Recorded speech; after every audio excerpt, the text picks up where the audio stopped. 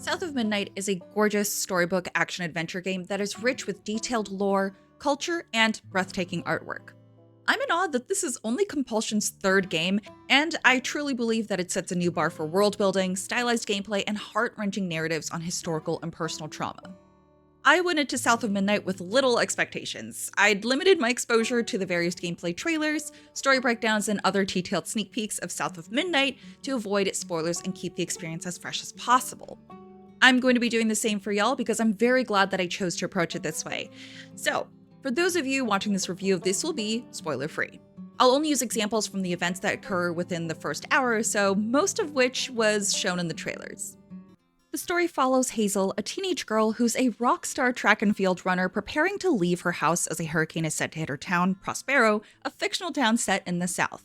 Hazel and her mother live alone as her father passed when she was younger. It's clear that Hazel and her mother are close, but they argue quite a bit, as teenagers do. An argument spews about Hazel wishing her mother didn't spend so much time at the nearby shelter helping out, since it kept her from getting home in time for hurricane preparation. The generational gap and misunderstanding is immediately recognizable, as Hazel doesn't understand why her mother is so protective of her, and why they don't talk about her grandmother, from her father's side, Bunny, even though she's family. While Hazel feels she's a fully grown adult, she clearly has a lot to learn about the world.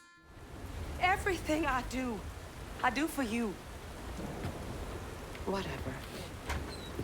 Hazel does learn pretty quickly about her family's history and the secrets of the land that she wasn't aware of as her mother gets swept away in a flood caused by the hurricane. In her scramble to rescue her mother, Hazel visits her grandmother Bunny for help, but finds she isn't exactly the most emotionally available family member. Hazel looks around Bunny's house and discovers a pair of weaving hooks that unlock her ability to see the tapestry, the invisible weave that holds the world together. However, the tapestry isn't always as pristine as it should be.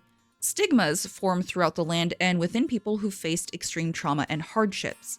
The job of weavers is to undo the knots within the tapestry known as stigmas and reweave them with the intent to heal. With this new ability, Hazel begins to learn more about her heritage, her mother, and the people around her, and how traumas can manifest themselves not just internally but also physically in individuals, affecting others around them. While South of Midnight showcases trauma and the physical manifestations of that as mystical, bigger-than-life supernatural transformations, it's still believable in that world. Why, yes, that big tree warped from a man's soul? Of course, it was the result of a heartbreaking betrayal from someone he trusted. Once you clear all the stigmas in the area and learn more about the echoes of his weave, it all makes sense as to why this transformation happened. It sounds incredibly fantastical and odd, but it all works. The American South has always had mystical folklore that has been passed down in stories from generation to generation, and South of Midnight captures that exact storytelling. Another big part of South of Midnight's crafted folklore is the reverence in which African American folktales are presented. The story with the American South and African Americans is not exactly an easy one to retell because of the weight and trauma of that history. Folktales passed along back then were told with the purpose of conveying the horror of slavery, but also bringing hope to enslaved people, to liberate them through the telling of spirits and tales that would empower them. South of Midnight breathes life into those folktales by intertwining them with the magical weave spirits we see throughout Hazel's journey. Not only does Hazel discover her mother's history and hardships, but she also uncovers the history of Prospero and the people who came before her who sought freedom and fought so hard to create new lives for themselves. While this isn't the main focus of Hazel's journey, it's still important to who she is as a person. Throughout the whole game, we see Hazel trying to be an adult and prove herself as the grown woman she claims she is, but we also see her obviously needing to learn more about the world, the history, and the good and bad of life that she may not have seen before. It's a beautiful coming-of-age story where we get to see someone embrace their culture and learn about perspectives she may not have considered before. Compulsion's art of storytelling thrives in the details. For example, African American folklore includes stories about animals like foxes, rabbits, turtles, and other small creatures, and South of Midnight incorporates these tales into its environment. I didn't notice it at first, but when I was working through various chapters and would come to a new part of the map, I noticed foxes standing in a few spots. When moving towards the foxes, they dart off in a direction, and I realized they would lead me to the hidden floofs, the items that you need to level up. When you get to the later chapters, you'll also see more with the animals living in their own little fairy tale settings tucked away from the human eyes. It's details like this that make South of Midnight an incredible experience.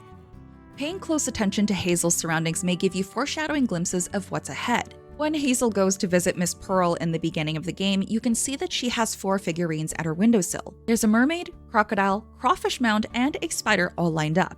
For anyone concerned, this isn't a spoiler, these characters were shown in the trailer. But these indicate the 4 mythical creatures you'll encounter throughout Hazel's journey to find her mother. However, while you do battle these creatures, the whole goal is not to kill them, but to rather lay their traumas to rest by unraveling their stigmas. In a Reddit thread asking about the folklore and if any of it was derived from real history, Compulsion Games actually replied and detailed that the folklore in South of Midnight is based on real Southern folklore. For example, Haints are evil, restless spirits from folklore from around the Carolinas, specifically from Gullah Geechee folklore, and the legend of Two-Toed Tom descends from Florida or Alabama. Compulsion went on to say that many of these folkloric creatures don't have specific visual references, as many of the legends were passed down from the word of mouth by Black American, Creole, Cajun, and/or Indigenous people.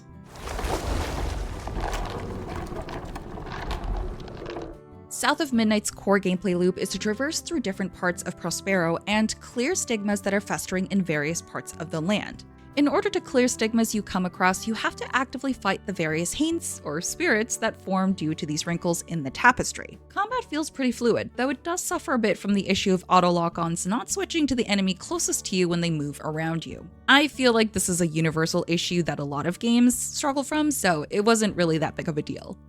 Hazel is a dodge-based character. Perfectly timed evades will reward you with a burst of damage dealt to enemies and avoiding all damage taken. Since South of Midnight is releasing for all consoles, I did play through a few chapters, switching between a controller and a keyboard and mouse. Luckily, both inputs are equally comprehensible for South of Midnight. The dodge timing isn't too difficult to learn after a few fights, though if you get off rhythm once, it's a bit harder to get back into perfect timings. As you progress the game, you unlock more abilities for Hazel to use in fights and in traversal. The upgrades aren't refundable, but there really aren't that many abilities to choose from. It's best to just go in order, and you won't really feel the need for one over the other as you play through the chapters.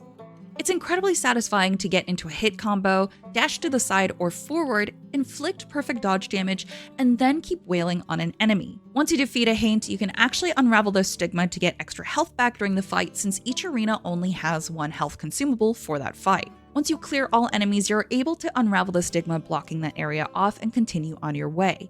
Aside from combat, you'll have to make your way through different levels with various obstacles and figure out how to get from point A to point B with your new tools of traversal. As each chapter unfolds, Hazel will get stronger as she grows more in tune with the weave power within her, which naturally translates to you getting more combat and movement abilities. I appreciate that you can complete each area as it is, and you have every tool to overcome the different puzzles or platforming then and there. One gripe I always have about action-adventure games is the fact that you often have to come back to areas to get that one item you missed because you didn't have the ability needed to get it.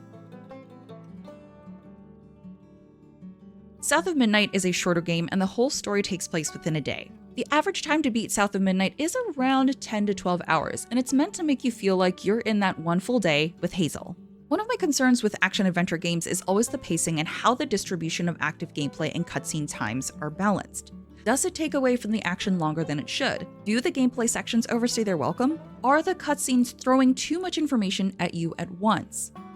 The pacing in South of Midnight is near perfect. The cutscenes don't play longer than they should, and most of the cinematics last about 3 to 5 minutes before you're given an interactive sequence. The transitions between cutscenes and gameplay to cutscenes are visually seamless. My salvation. A talking fish. Nope.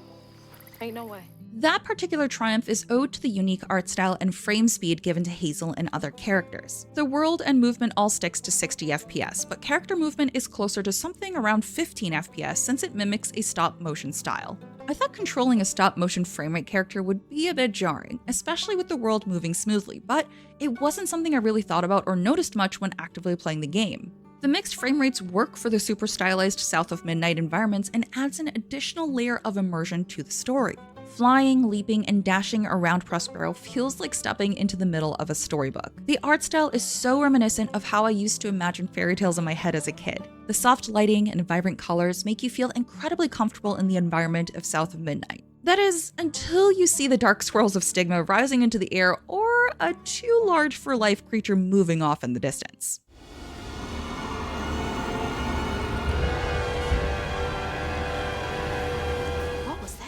I shouldn't be so surprised that the developers who gave us We Happy Few created South of Midnight, but I genuinely believe this is Compulsion raising the bar yet again for narrative-based action-adventure games.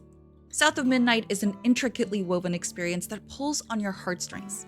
Most impressively, while Hazel is a unique individual character, I felt like I could relate to her quite heavily. We've all been teenagers thinking we were grown adults, knowing more than our parents, and thinking we were always right in our own worlds. In Hazel's journey, she discovers more about the world, history, her family, and her mother's perspectives that give her growth as a person mentally and emotionally. Hazel starts out thinking the world is pretty black and white, but she realizes that not everything is as clear as it should be. Even the people and creatures she stumbles across have their stories and reasons for how they became who they are, whether or not they're good or bad. South of Midnight is a beautiful tale of empathy and healing, and I am personally so glad that Compulsion Games dedicated so much time to crafting this masterpiece. Never sees trouble but me.